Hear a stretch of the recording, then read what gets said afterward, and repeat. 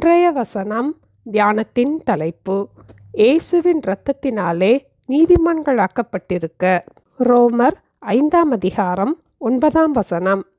இப்படி நாம் அவருடைய இரத்தத்தினாலே நீதிமான்களாக்கப்பட்டிருக்க, கோபாக்கினைக்கு நீங்களாக அவராலே நாம் ரட்சிக்கப்படுவது அதிக நிச்சயமாமே. இந்த உலகத்தில் இயேசுவின் இரத்தத்திற்கு மட்டும் நம்முடைய சகல பாவங்களையும் மன்னிக்கும் வல்லமை உண்டு. ஆகவே இயேசுவின் இரத்தத்தினால் நம்முடைய பாவங்கள் மன்னிக்கப்படும் போது நாம் ரட்சிக்கப்பட்டு நீதிமான்களாகிறோம்.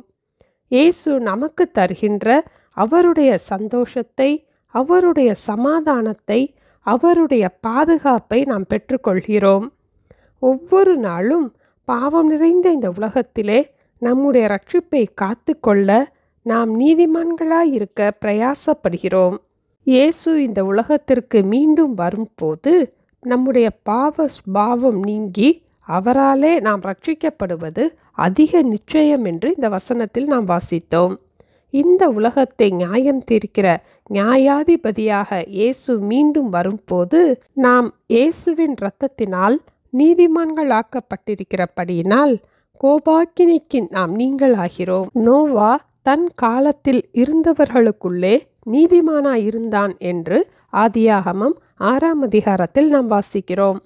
அந்த நாட்களில் மனுஷனுடைய அக்கிரமம் பூமியிலே பெருகி இருந்தது. மனுஷனுடைய இருதயத்து நினைவுகளின் தோற்றமெல்லாம் நித்தமும் பொல்லாததாயிருந்தது.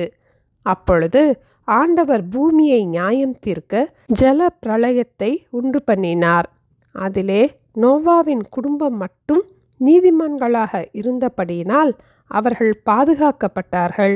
நாம் இயேசுவின் இரத்தத்தினால் நீதிமான்களாக்கப்பட்டிருக்கிறபடியினால் நியாய தீர்ப்புக்கு நீங்களாக இயேசுவாலே நாம் பாதுகாக்கப்படுகிறோம். ஒவ்வொரு நாளும் நீதிமானாக நம்மை காத்துக்கொள்வோம். இப்படி நாம் அவருடைய இரத்தத்தினாலே நீதிமான்களாக்கப்பட்டிருக்க, கோபாக்கினைக்கு நீங்களாக அவராலே நாம் ரட்சிக்கப்படுவது அதிக நிச்சயமாமே. ஜெபிப்போமா?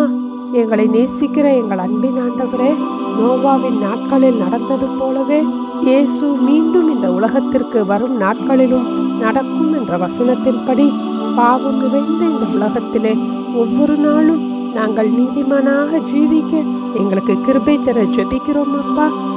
இயேசுவின் இரத்தத்தினாலே நீதிமான்களாக்கப்பட்டிருக்கிற எங்களை அதிசீக்கிரத்திலே நியாயாதிபதியாக வரப்போகிற இயேசுவை சந்திப்பதற்கு நீதியுள்ள வாழ்க்கை வாழ எங்களுக்கு உதவி செய்ய வேண்டுமாய் இயேசுவின் நாமத்தில் ஜெபிக்கிறோம் பிதாவே. ஆமேன். Thank you. Have a blessed day.